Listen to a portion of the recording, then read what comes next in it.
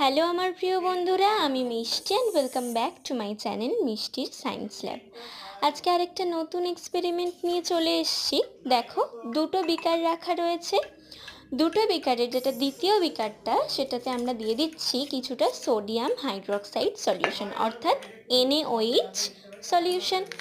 এবার এটার মধ্যে আমরা দেব কিছুটা পিওর গ্লুকোজ, অর্থাৎ C6H12O6 দিয়ে দিচ্ছি।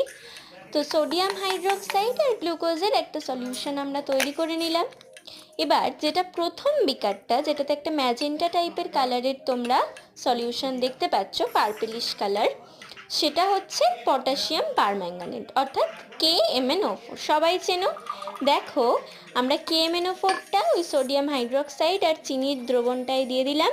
কালারটা কিন্তু গ্রিন হয়ে গেল, পার্পল থেকে গ্রিন হয়ে গেল। গ্রিন থেকে দেখো কালারটা একটু ব্রাউনিশ হচ্ছে। দেখো কালারটা কিন্তু পুরো একটা ব্রাউন কালার হয়ে গেছে।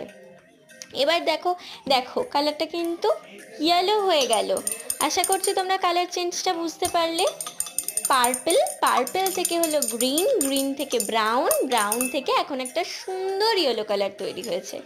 আশা করছি তোমাদের আজকের এক্সপেরিমেন্টটা ভালো লেগেছে। যদি ভালো লাগে তাহলে ভিডিওটা লাইক করো। বাই।